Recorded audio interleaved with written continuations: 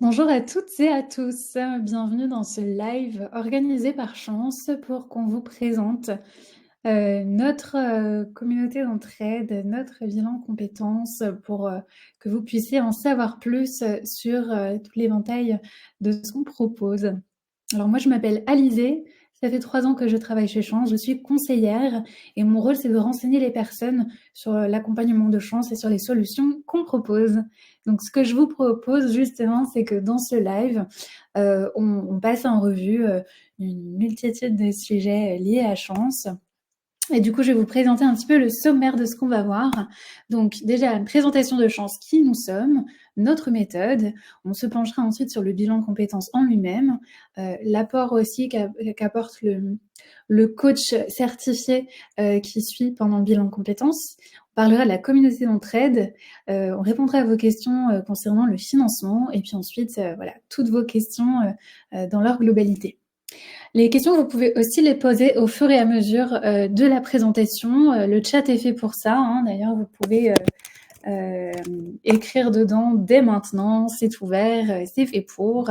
Je surveille, comme ça, s'il y a des questions, je fais le maximum pour y répondre immédiatement. Et ben voilà, je vous propose qu'on démarre et du coup, sans plus attendre, on va parler de Chance, qui nous sommes, pour que vous en sachiez un petit peu plus. Alors déjà, Chance, c'est pas juste un bilan de compétences, c'est une communauté d'entraide professionnelle. À la base, c'est ça, Chance. Et cette communauté d'entraide, en fait, elle anime une méthode pour que chacun puisse trouver sa place au travail. Donc cette méthode, on va la détailler.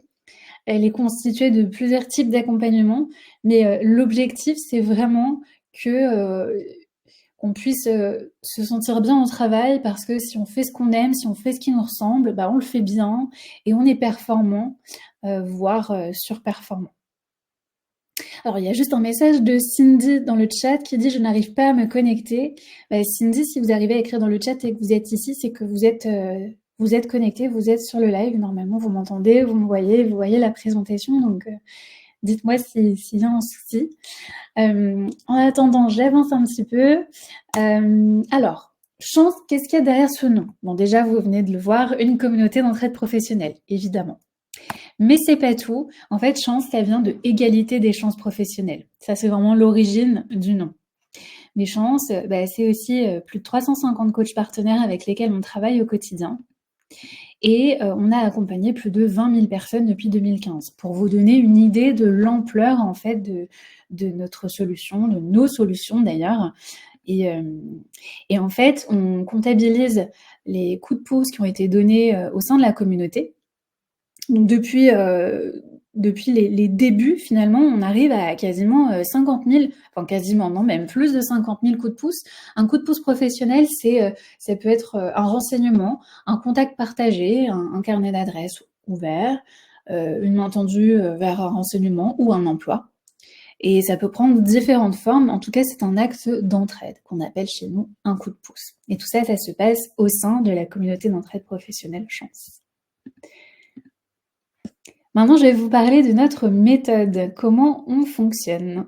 Alors déjà, ce qu'il faut bien savoir, c'est que le bilan de compétences, il va vous permettre de définir un projet professionnel, mais c'est pas tout, parce que définir un projet, c'est bien, mais ne pas pouvoir le mettre en application, ça vous avancera pas beaucoup. Du coup, pour pouvoir passer à l'action, on a des outils, une communauté d'entraide, on vient de le voir, et tout ça, c'est très complémentaire avec le bilan, parce que avoir un projet nickel sur le papier, c'est super. Avoir plutôt les outils pour y arriver, c'est encore mieux. Donc c'est ça la méthode, en fait, dans les grandes lignes. Mais après, on va rentrer évidemment dans le détail. Si vous avez des questions, encore une fois, vous pouvez les poser dans le chat, hein. Je jette un œil, comme je le disais tout à l'heure. Alors, au cœur de notre méthode, on trouve aussi le concept qu'on a créé, donc innovant et que vous ne trouverez pas ailleurs, le concept des 4 piliers. C'est-à-dire que un travail s'articule autour de ces 4 éléments essentiels. Il y a le métier, la finalité, l'environnement et les impératifs. Parce qu'un travail n'est pas que un métier. Le métier, ça va être, par exemple, le métier de comptable. Alors juste, je vois une question de Stéphane qui demande: «Combien de temps dure cette présentation?» Bah, j'étais partie sur à peu près 45 minutes, donc je pense, jusqu'à 13h15 environ. Vous pouvez bien sûr partir avant si vous avez des impératifs, vous aurez accès au replay. Vous allez le recevoir par email.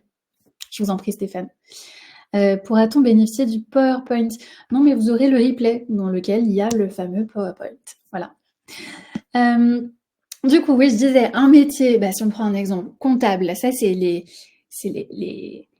les tâches qu'on exécute en fait, c'est pas tout, parce qu'on peut être comptable dans une grande multinationale, je sais pas moi, de l'industrie pharmaceutique, ou bien dans une association d'aide aux sans-abri. Voilà. Ça c'est la finalité, vous voyez. Dans le cas que je viens d'expliquer, on parle du même métier, mais pas de la même finalité. Donc parfois, en changeant juste un pilier, ça peut tout changer. Bien sûr, il y a aussi l'environnement de travail, les conditions dans lesquelles on exerce, le style de management, la culture d'entreprise, le degré d'autonomie. Tout ça, ça joue beaucoup. Et enfin, il y a des impératifs personnels à respecter avec lesquels il faut composer. Ça va être par exemple les horaires de travail, le rythme, l'équilibre vie pro-perso, la rémunération évidemment, le temps de trajet, tout ça. À partir du moment où on est bien dans ces 4 piliers, là, on a un sentiment d'épanouissement professionnel. Évidemment, c'est très, très, très rare, voire impossible, d'être à 100% OK dans ces 4 piliers-là. Et il y aura toujours des concessions à faire et voilà, il faut aussi prendre la mesure de ce qu'on est en capacité d'accepter, ce sur quoi on peut faire des concessions et ce qui est le plus important pour nous. Mais le bilan chance nous aide à avoir cette clarté par rapport aux 4 piliers sur ce qui est le plus important pour nous, ce sur quoi on peut être un peu plus souple et d'autres non. Voilà. Aussi, dans nos accompagnements, en fait, il y a vraiment des ingrédients qu'on considère uniques parce que vous ne les trouvez pas ailleurs. Le premier, c'est que le coach qui vous accompagne pendant le bilan de compétences, eh bien, il est recommandé sur mesure par notre équipe. Ça veut dire que vous n'allez pas le choisir sur catalogue. C'est nous qui allons faire en quelque sorte un pré-choix pour vous, parmi nos 350 coachs, sur la base de ce que vous nous aurez communiqué en démarrant votre bilan de compétences. On va affiner, on va présélectionner quelqu'un. Vous allez être en contact avec cette personne et en fait, si vous validez qu'il y a un feeling, que vous voyez bien avancer avec cette personne, comme dans 9 cas sur 10, très bien, ça va poursuivre. Si au contraire, il y a quelque chose qui manque, vous sentez que vous n'êtes pas sur la même longueur d'onde, c'est très important de nous le dire. C'est marginal, mais ça arrive, on comprend tout à fait. Charge à vous de nous expliquer ce que vous attendez de différent et on trouvera la bonne personne. Ça, j'en suis convaincue, on a largement de quoi faire. Le deuxième ingrédient, ça va être les activités que vous faites dans le bilan de compétences. Ça, c'est vraiment la trame du bilan. Et on détaillera le bilan juste après, évidemment. La trame, le fil conducteur. Les activités, c'est ce qui vous fait progresser dans le bilan de compétences. Donc, c'est très varié, hein. Il y aura beaucoup de questions, des tests, mais bon, ça, c'est une petite partie. Il y aura des audios, des vidéos, des tutos. On vous repointera vers des bases de données, peut-être pour faire une recherche. C'est très varié et ça dépend du moment où on est dans le bilan de compétences.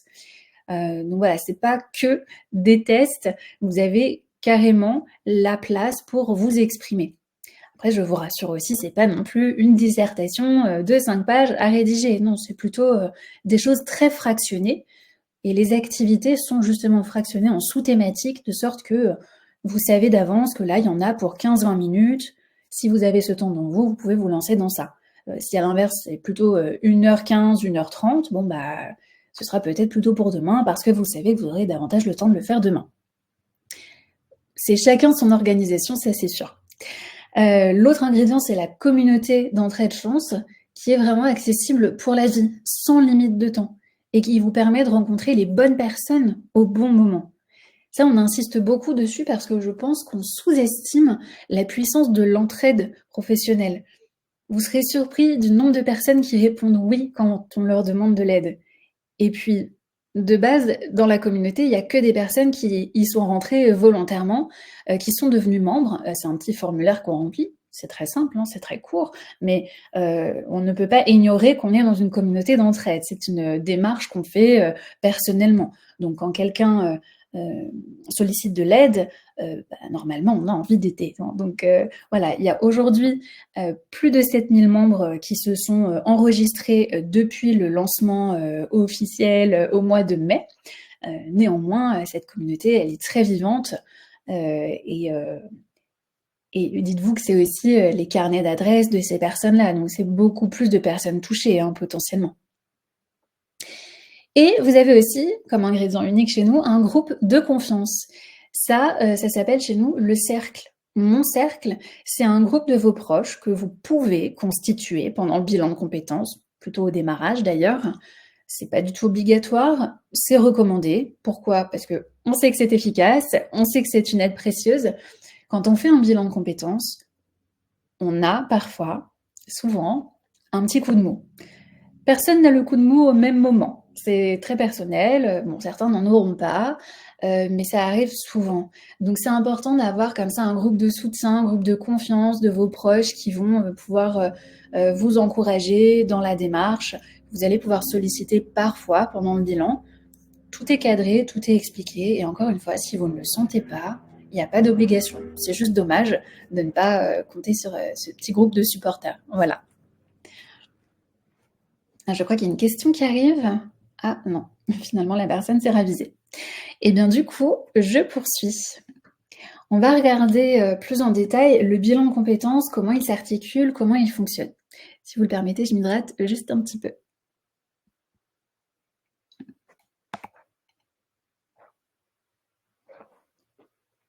Alors je sais que ça doit être écrit un peu petit pour vous, mais de toute façon je vais expliquer ce qu'on a sous les yeux.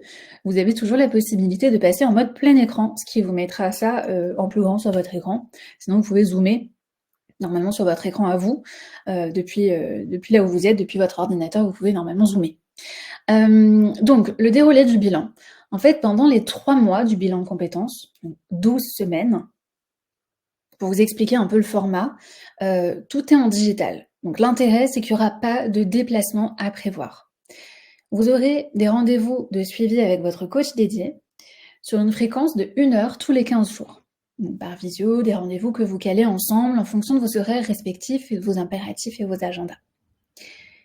Donc en parallèle, bien sûr, vous avez votre fameuse trame, fil conducteur du bilan de compétences qu'on appelle chez nous les activités digitales à effectuer. Pour vous donner une idée, ça représentera environ 2 heures hebdomadaires, ces activités. Vous les ventilez comme vous voulez sur la semaine. Vous pouvez faire un quart d'heure par-ci, une demi-heure par-là. 2 heures par semaine, c'est un repère qu'on vous donne. Certaines personnes feront un petit peu moins, d'autres un petit peu plus. C'est en fonction de la vitesse à laquelle vous vous sentez d'aller, et c'est aussi fonction de ce que vous avez envie de creuser. Peut-être qu'il y a une thématique qui ne vous intéressera pas forcément, vous souhaiteriez passer plus rapidement dessus, et une autre, en revanche, sur laquelle vous aurez vraiment envie de passer 3 heures. C'est chacun ce qu'il a envie de prendre. Néanmoins, je vous dis, c'est votre orga, gardez ce repère. 2 heures par semaine, c'est le rythme classique, c'est ce qui vous garantit, de faire votre bilan en 3 mois. Et 3 mois, c'est pas anodin. C'est pas au hasard. En fait, on sait que c'est ça qui marche. Avec les 20 000 personnes, même maintenant plus, qu'on a accompagnées, on sait que beaucoup plus court, le projet professionnel qui en ressort risquerait de manquer de maturité. Beaucoup plus long, ça va être difficile de regarder le rythme sur la durée, il y a un risque d'essoufflement ou de démotivation. Donc c'est le bon dosage, 3 mois. Alors qu'est-ce qui se passe pendant ces 3 mois? Il y aura 3 phases. Grosso modo, une phase égale 1 mois. Dans un premier temps, on va se concentrer sur 1, 2, 3, que vous avez sous les yeux. Donc, la première phase, c'est la phase d'introspection. Elle est fondamentale parce que si on ne sait pas ce qu'on cherche, on risque pas de trouver. Et ça va vous permettre de bien comprendre votre mode de fonctionnement, comment vous fonctionnez, vous, au sein d'une équipe professionnelle, d'être au clair sur votre manière d'être, vos forces, vos qualités, les choses qui sont naturelles et évidentes pour vous, vos compétences aussi. Mais vous n'êtes pas que des compétences et on ne vous résume pas à ça. Et en fait, en gros, moi je me dis toujours, avant de construire une maison, on regarde les spécificités du terrain. Là, c'est pareil. Vous ne pourrez pas construire quelque chose de solide si vous ne savez pas, sur quoi vous partez et ça vous servira pour toujours. Ça vous servira de boussole, de pas laisser des choses sous le tapis, d'assumer votre manière de fonctionner. Ça vous donnera la hauteur pour, prendre les bonnes décisions pour vous. Vous saurez, pour toujours, vous dire: «Alors cette opportunité professionnelle a l'air certes très séduisante, mais me connaissant, ça ne va pas le faire parce que tatati tatata». Vous éviterez de perdre du temps et de l'énergie en faisant des choix tests. Nous, ce qu'on veut, c'est que vous appreniez à faire des choix conscients, des choix choisis, des choix non pas par opportunité, bien que ça peut, des fois les planètes s'alignent évidemment, mais des choix éclairés et conscients, encore une fois. L'introspection, c'est super, mais pour l'instant, on n'aura pas encore de projet. On aura les contours et les limites du projet, mais on ne saura pas encore ce qu'on peut mettre dedans. Enfin, ce qu'on met dedans, pardon. Ça, c'est le rôle de la phase 2, l'exploration.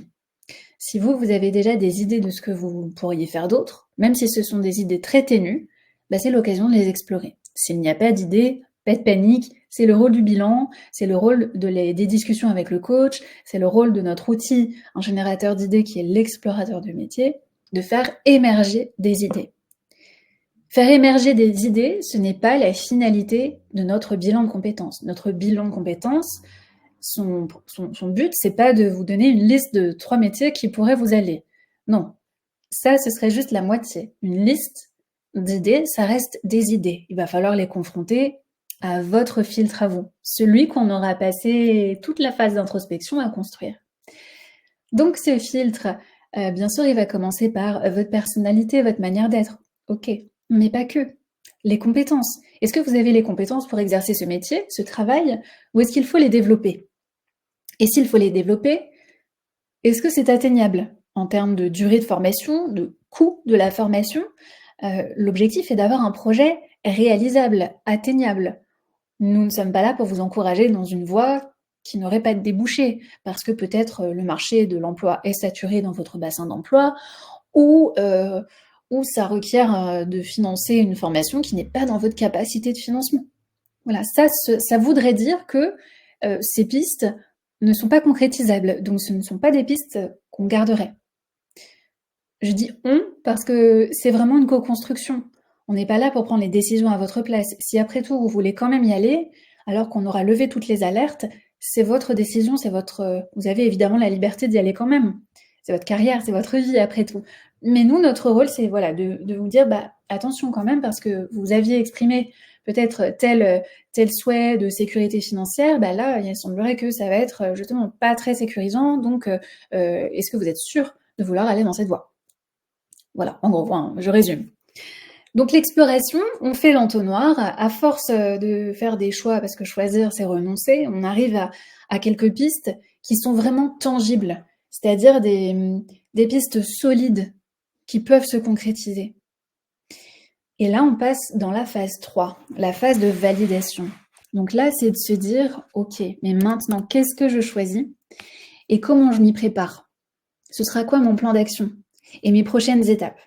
Vous n'allez rien inventer, hein, le coach, il est toujours là pour faire ses points avec vous. Mais c'est d'avoir en fait de la clarté sur le next step et le next step.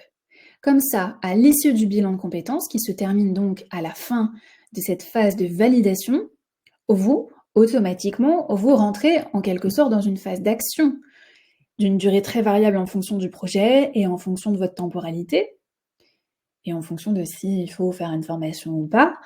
Mais en tout cas, vous, après, vous allez le mettre en œuvre, votre projet. Donc, avec un plan d'action, un projet réalisable et de la motivation, il n'y a plus rien qui peut vous en empêcher. Plus rien, sauf peut-être des barrières externes. Et c'est pour ça qu'on a mis en place cette communauté d'entraide professionnelle pour justement favoriser l'entraide, pour dépasser des barrières qui nous empêchent de bouger. Alors, il y a une question de Stéphane qui demande à quoi correspondent les ateliers visio collectifs. Eh bien, merci beaucoup pour cette question, Stéphane. Ça, c'est au sein de la communauté d'entraide. On a en fait toute une série d'ateliers qui sont proposés, animés par des coachs.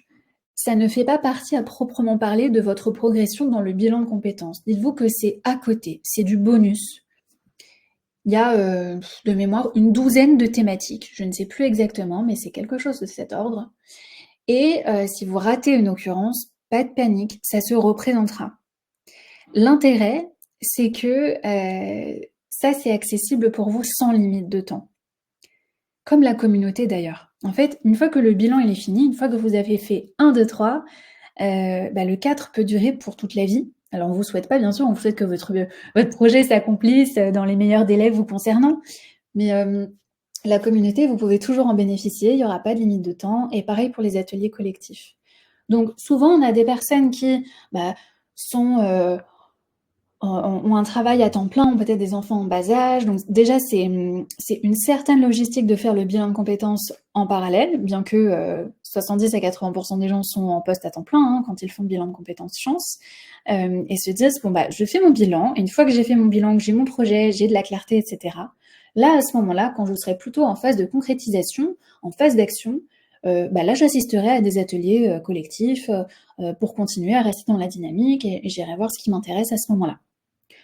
Ou bien, vous pouvez être peut-être en transition professionnelle entre 2 emplois ou à la recherche du futur justement et vous dire: non, mais moi j'ai pas mal de temps à dispo, j'ai envie de m'y mettre vraiment à fond. Je fais mes 2 heures hebdomadaires par semaine et en plus j'assiste à des ateliers collectifs à chaque fois que je peux. Donc vous pouvez aussi vous dire ça. Voilà, j'espère que Stéphane, ça répond à votre question sur le sujet. Et il y a une phase 0 que je n'ai pas oubliée, que je gardais pour la fin. En fait, 0, c'est le diagnostic. Quand vous démarrez votre bilan de compétences, on va rassembler des éléments sur vous pour vous recommander le meilleur coach. Donc, qu'est-ce que vous attendez de cet accompagnement? Quel est votre besoin par rapport au coach? Parce que les coachs, ce sont des humains, ils ont tous une approche, une couleur, une philosophie, en quelque sorte. Ou en tout cas, c'est important d'être sur la même longueur d'onde, en fait. Donc pour ça, il faudra qu'on prenne les mesures, voilà, pour vous faire une recommandation sur mesure. C'est le fameux diagnostic. Le bilan à proprement parler, il démarre vraiment avec l'introspection. Alors, une question de Chloé. A-t-on accès à une base de données de contact chance pour faire les études métiers? Pour faire les enquêtes exploratoires dans la phase d'exploration, vous pouvez compter sur votre réseau personnel, sur LinkedIn, et évidemment, vous pouvez compter sur la communauté d'entraide professionnelle. Puisque nous sommes tous des experts de notre métier, nous sommes tous en capacité de renseigner sur notre métier ou de mettre en relation avec une autre personne. Donc oui, vous avez accès à toute la communauté d'entraide dès le début du bilan d'ailleurs, hein, pour pouvoir faire ces enquêtes. Je vous en prie Chloé, avec plaisir. S'il y a la moindre question sur toute cette partie-là, je vous invite à l'écrire maintenant tant qu'on est sur le sujet. Sinon, bien sûr, on pourra revenir dessus. Mais j'espère en tout cas que c'est clair pour vous. En attendant, j'avance un petit peu. Alors, nous, on a une équipe de conseillers chance dont je fais partie. Et ils ont rassemblé, sur demande de ma part, les différents conseils pour bien réussir son bilan de compétences. Le premier conseil, ça va être l'implication. C'est vrai qu'en fait, on peut se dire, soit on le fait à la va-vite, pas concentré et pas très sérieusement, mais du coup, on risque de le faire 2 fois, si vous voyez ce que je veux dire. C'est là où on se dit, mon bilan n'a pas très bien marché, faut en refaire un, etc. Soit on le fait une fois et on le fait bien. Ça, c'est le conseil de Célia. Vous voyez, chance, on le fait une fois et on le fait bien. Audrey, elle aura plutôt tendance à expliquer que c'est vous, en fait, qui ferez de votre bilan chance un succès. Il faut que vous ayez sincèrement envie d'avoir les réponses à vos questions, que vous ayez sincèrement envie d'avoir cette clarté qui vous manquerait potentiellement aujourd'hui. C'est un peu comme quand on va à la salle de sport, en fait, si on n'a pas un objectif, quel qu'il soit, hein, que ce soit se tonifier, muscler son muscle cardiovasculaire ou tout simplement affiner sa silhouette en vue d'un événement spécifique, si on n'a pas de motivation, quelque chose qui nous pousse à y aller, on sait très bien, on va pas être régulier. Et ben, c'est pareil avec le bilan de compétences. Nous, bien sûr qu'on a une équipe d'agents chance qui sera là pour répondre à toutes vos questions, qui sera là pour, vous alerter si on voit que vous n'avancez pas dans le bilan, mais c'est vrai que ça va demander de l'autodiscipline. Donc faut s'impliquer, faut le vouloir, voilà. Après l'intérêt, c'est que les séances avec le coach étant planifiées, 2 semaines à l'avance, ça vous met aussi des échéances. Vous savez que vous devez finir telle et telle activité avant telle date. Donc ça, c'est pas mal, ça vous permet de vous autodiscipliner, quoi. L'autre secret, et bah, du coup, c'est très lié, c'est la régularité. En fait, on préfère vous recommander de faire 30 minutes tous les 2 jours que de faire 4 heures d'un coup toutes les 2 semaines. Ça marchera pas. Il faut entretenir la réflexion, faut l'alimenter, faut prendre des... Vous savez, on dit que les habitudes prennent 3 semaines à s'ancrer. Bah, c'est peut-être un peu pareil. Voilà, il faut entretenir un peu des petits rituels, des petits rendez-vous avec soi-même, comme dirait Simon. Et c'est ça qui va faire que la réflexion il y aura un engrenage positif évidemment, et vous verrez que la réflexion à un moment donné ne s'arrêtera plus, mais c'est pour des bonnes choses. La machine sera lancée. Et si vous faites rien pendant 2 semaines, bah mine de rien, vous allez mettre un gros coup de ciseau dans le fil de la réflexion. Donc ça, c'est dommage. Alors que les choses continuent de fonctionner en arrière-plan. Pendant la nuit, pendant que vous vous promenez, ou pendant que vous êtes à la file d'attente de la caisse au supermarché, voilà, les choses vont continuer. Donc, il faut les entretenir. L'autre ingrédient, ça va être la relation avec le coach. On en parlait tout à l'heure, hein, c'est important d'être sur la même longueur d'onde, d'avoir un peu le feeling. D'ailleurs, je pense que tout le monde veut avoir un bon feeling avec son coach, c'est primordial. Mais pourquoi c'est primordial? Parce que il s'agit pas juste de se trouver sympa mutuellement, c'est parce que, et ça Clémence vous l'explique très bien, se sentir à l'aise avec son coach, ça va faire en sorte que vous allez pouvoir vraiment vous livrer et laisser sortir des choses parce que vous vous sentez dans un climat de confiance. Mais en retour, le coach se sentira tout à fait à l'aise de recevoir ça et aussi, pourquoi pas, et souvent d'ailleurs, de challenger votre réflexion. Et c'est ça qui va vous faire avancer. Alors, pas challenger pour challenger, mais d'essayer de vous faire voir les choses différemment. Et ça, avec quelqu'un avec qui on se sent pas en confiance, ou on n'a pas le feeling, ou tout simplement on sait pas pourquoi on n'arrive pas trop à sentir cette personne, mais ça va être compliqué. Donc voilà, ça c'est hyper important. Est-ce que c'est tout bon pour vous? Est-ce qu'il y a des choses que vous souhaitez que je détaille? Ça a l'air tout bon, donc j'avance. Et ben maintenant, on va parler du coach, justement. Alors, pourquoi un coach? Pourquoi des séances? Pourquoi du travail en autonomie? En fait, c'est très clair, c'est très simple, c'est complémentaire. Si vous faites juste les activités du bilan, bah vous aurez quelque chose de bien sur le papier, mais si vous n'êtes pas dans le bon état d'esprit, si vous n'avez pas confiance en vous, si vous avez des blocages ou des barrières internes, ça va pas se concrétiser. Inversement, si vous ne faites qu'un travail sur cet aspect mental, j'ai envie de dire, sans avoir de projet solides vérifiés, des enquêtes métiers, les études de bassin d'emploi, etc., bah pareil, ça va pas marcher. C'est les deux qui fonctionnent ensemble. En gros, pour vous expliquer un peu la dynamique, moi je vois rien de mieux qu'une métaphore. On appelle ça, parce que c'est pas la mienne, la métaphore du chirurgien. Imaginez Stéphane a mal au genou. Stéphane, il va pas aller voir un chirurgien de renom, puisque nous on travaille avec des coachs justement qui ont quand même une belle expérience. Je vous expliquerai ça juste après. Stéphane va pas aller voir un chirurgien qui va lui dire pas de souci Stéphane, asseyez-vous, on va regarder ça. Il va pas vous opérer là immédiatement, ouvrir et regarder ce qui se passe. Non. Il va utiliser tout ce que la technologie a à lui apporter de meilleur. L'imagerie médicale, donc il va prescrire à Stéphane une radio ou un scanner, je sais pas. Des analyses, peut-être une prise de sang ou une ponction de la synovie. Bon, mon expertise du genou s'arrête là.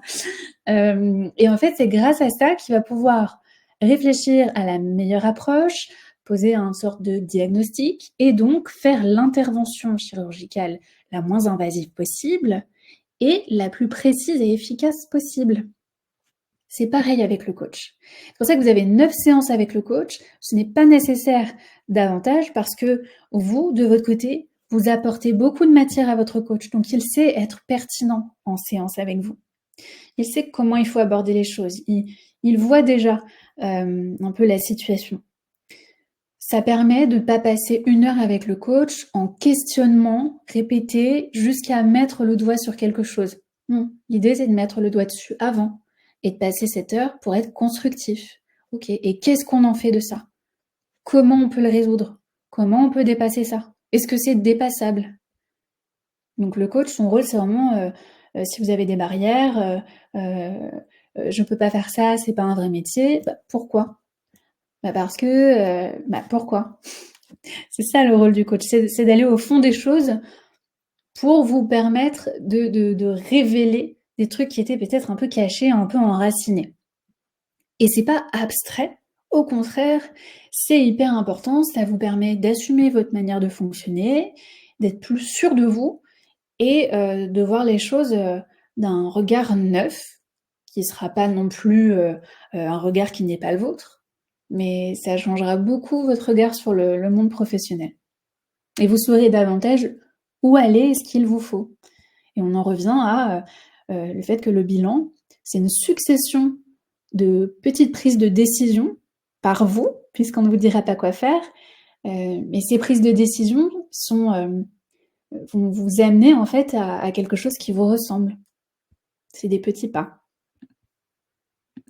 Donc voilà, alors pour vous parler un peu de nos coachs. Alors déjà, ils sont tous certifiés. C'est-à-dire que, bon, n'importe qui peut se proclamer coach. Là, ce sont des coachs certifiés dans l'accompagnement professionnel.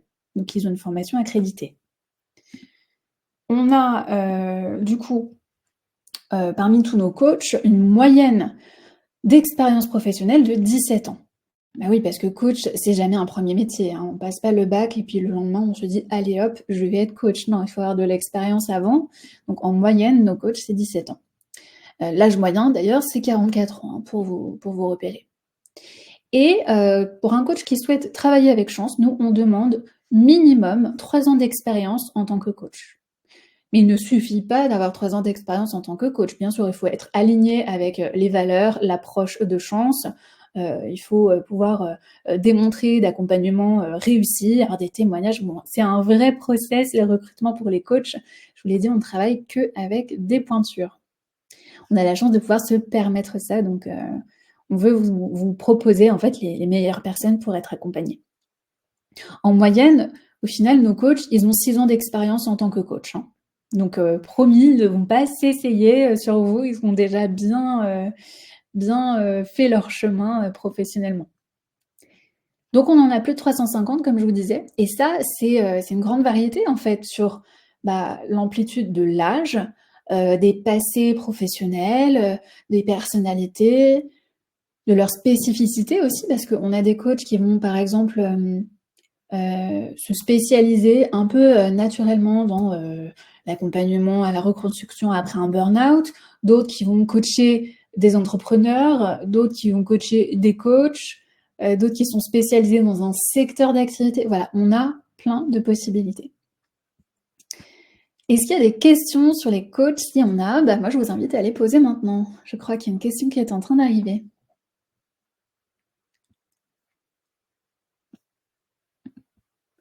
Sinon, je passe à la suite. Alors, les coachs viennent-elles de toutes les industries? Absolument.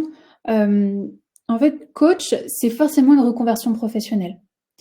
Les principaux, domaines ou métiers dont ils sont issus vont être RH, conseil et psychologie. Voilà, ça, ce sont les 3 domaines les plus représentés. Mais il y a aussi des coachs qui viennent d'autres milieux, hein, évidemment. Ce n'est pas uniquement ces 3 métiers-là. Mais vous le savez, on peut être RH, dans l'agroalimentaire, RH, dans le luxe, voilà. Il y a plein d'industries possibles. Donc oui, les coachs peuvent venir de partout. justement. Merci beaucoup en tout cas, Shane, pour votre question. Alors maintenant, on va parler de la communauté d'entraide. On en a déjà un petit peu parlé, c'est sûr, mais je vais détailler. Alors, en fait, le principe de base de la communauté, c'est de vous permettre de faire les bonnes rencontres au bon moment. Quand vous avez besoin d'un contact pour telle chose, eh ben, vous sollicitez la communauté. Et on a notamment un super programme d'entraide qui s'appelle 3 minutes pour les autres. Je ne sais pas si vous connaissez. Si vous ne connaissez pas, si vous n'êtes pas encore dans ce programme d'entraide, c'est ouvert à tous. Je vous invite vraiment à y aller parce que c'est vraiment génial.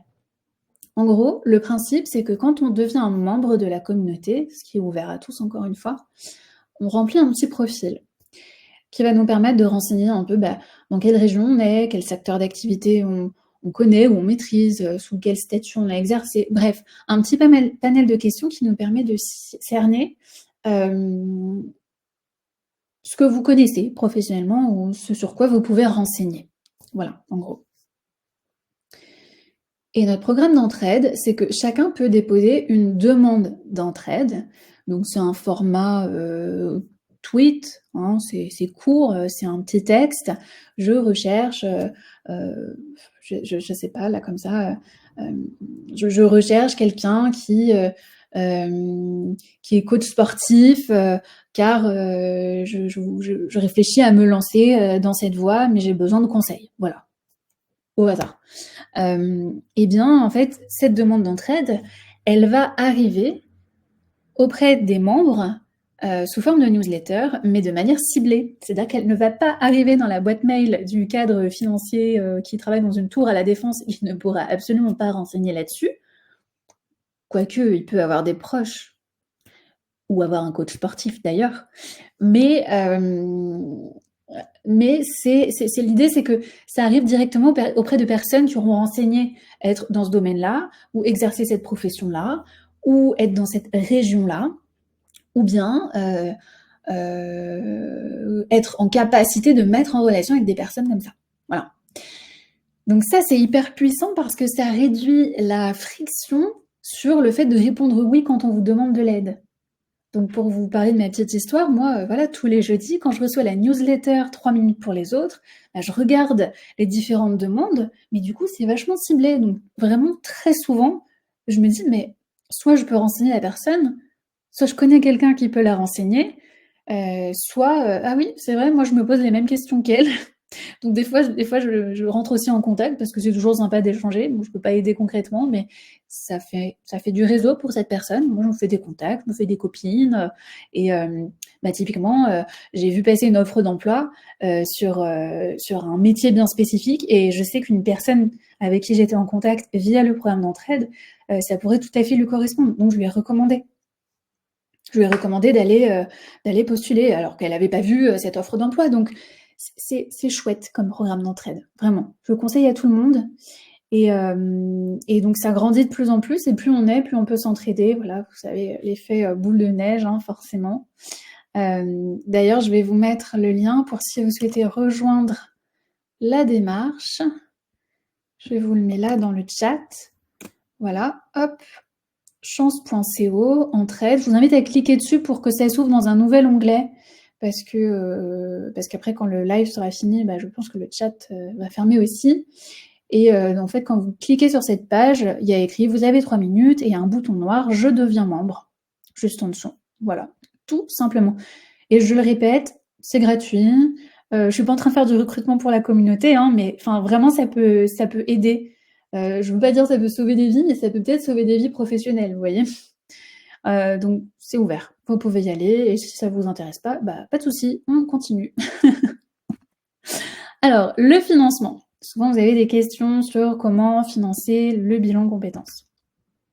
On peut le financer de plusieurs manières. Déjà, clairement, le tarif, c'est 1 625 €.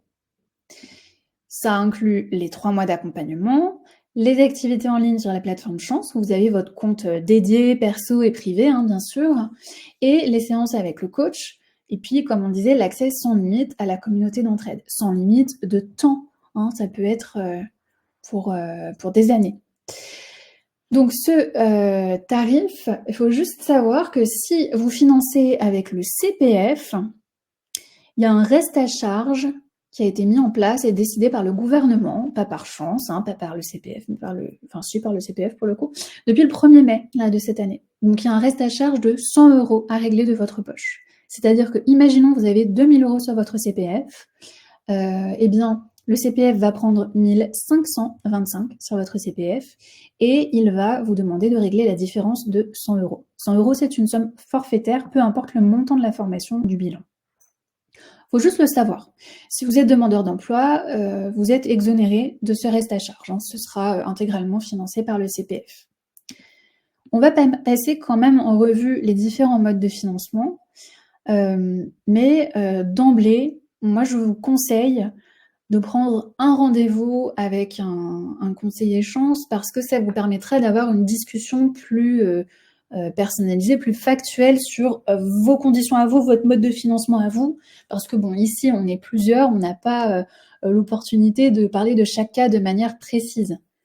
Donc, si vous n'avez pas déjà eu un rendez-vous avec un conseiller chance, je ne peux que vous inviter à le faire. Je vais mettre le lien dans le chat. Voilà, grâce à ce lien, vous pouvez prendre un rendez-vous sur le créneau de votre choix pour parler de vos pistes de financement. En gros, c'est très simple, hein. Soit vous financez par le CPF en totalité. Donc c'est financé par le CPF à 94% à cause du fameux ticket modérateur, 100 € de reste à charge. Voilà, c'est quasiment 100% de prise en charge, c'est déjà bien 94%. Après du coup, vous pouvez sinon faire une partie en CPF et régler le reste en fonds propres, dans le cas où par exemple il n'y a que 1 000 € sur votre CPF, ça c'est quand le solde n'est pas suffisant, ou bien vous pouvez régler en fonds propres. Nous on propose en 3 ou 4 mensualités sans frais. Donc ça c'est tout à fait possible en passant directement par chance et non pas par le CPF. Mais on peut aussi le financer soit par une entreprise privée, que ce soit une activité salariée ou une entreprise individuelle, ou bien par d'autres organismes. Il y a France Travail, les OPCO, la GFIS. Bon, tout ça, c'est des cas très particuliers. C'est moins évident dans le sens où il y a un petit peu plus de démarches, mais ça peut aboutir si vous ne l'avez pas encore fait. Vraiment, je vous invite à prendre rendez-vous avec un conseiller pour qu'il puisse détailler tout ça et vous expliquer dans votre cas, avec votre situation à vous, ce qui est faisable et ce qui n'est pas faisable. Comme ça, vous serez plus au clair sur la meilleure piste de financement pour vous. Est-ce qu'il y a des questions sur le financement ? Non, bon bah très bien, je vois qu'on peut poursuivre.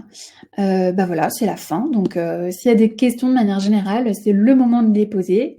Il est 13h14, donc moi j'ai du temps, je peux déborder un petit peu, il n'y a pas de souci, mais si vous voulez rester pour des questions, je suis là pour ça.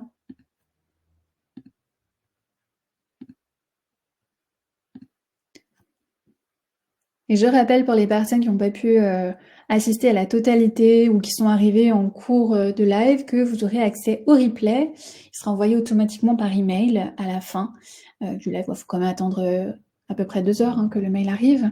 Ça vous permettra de revoir et notamment revoir le support visuel que j'ai présenté. Eh bien, j'ai l'impression qu'il n'y a pas de questions. Ah si, il y a une question qui arrive.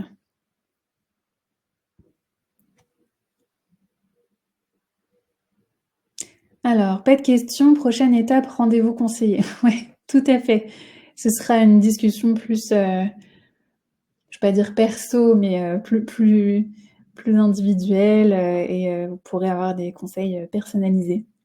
Et bien, s'il n'y a pas de questions, je vous souhaite à tous une très belle journée. Merci pour du coup vos questions, votre participation et peut-être à bientôt dans la communauté chance ou dans le programme d'entraide, je ne sais pas, ou peut-être en rendez-vous puisque je fais partie aussi de l'équipe de conseillers.